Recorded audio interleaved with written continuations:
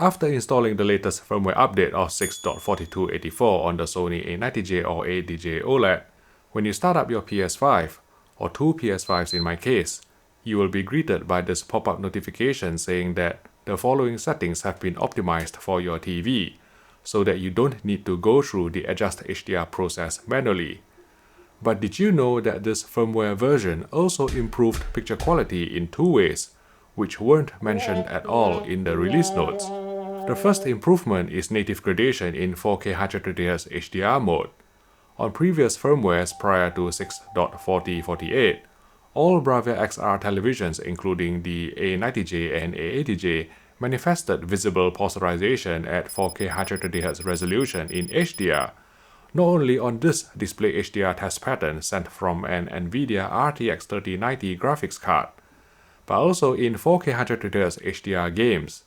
Here, I'm playing the intro sequence of Dirt 5 on the PS5, and despite YouTube's compression, hopefully you can see numerous instances of polarization artifacts in the sky, creating a stair-stepped effect instead of a smooth gradient. The latest firmware updates seemed to have fixed the polarization in 4K 120Hz HDR mode. If we put up this display HDR test pattern again, the gradients, especially near the bottom where it says 10-bit, looked much smoother,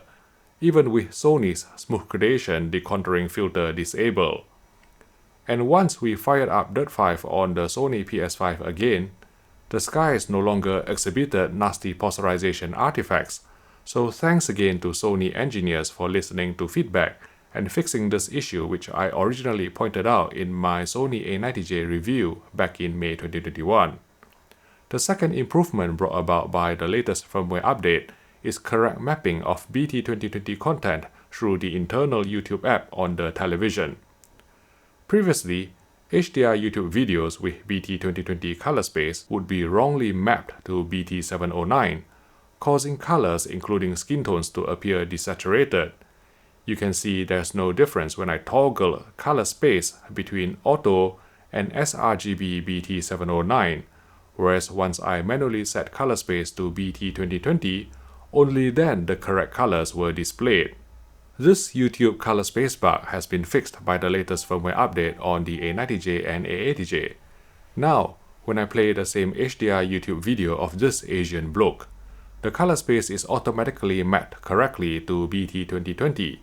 You can see there's no difference when I switched between color space auto and BT 2020, which means that HDR YouTube videos will be presented accurately in terms of colors. Besides these improvements, which were flagged to me by a Twitter follower whose username resembles a blockchain number,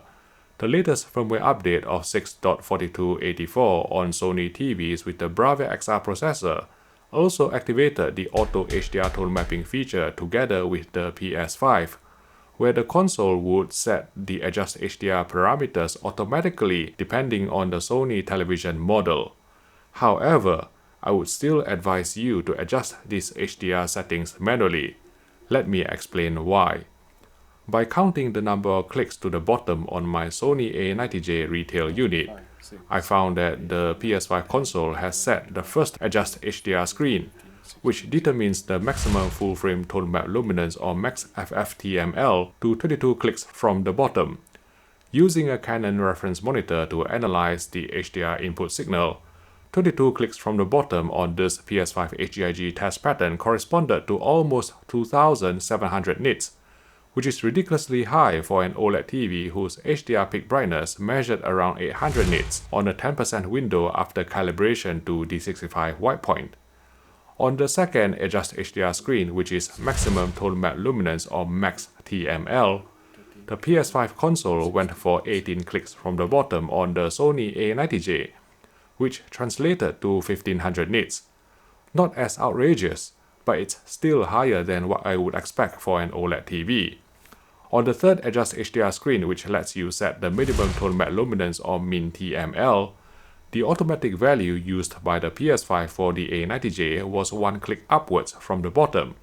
which means that the black floor won't be true black. Needless to say,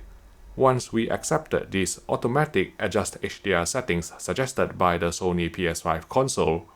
HDRG compliant games such as Dirt 5 would appear washed out with reduced image depth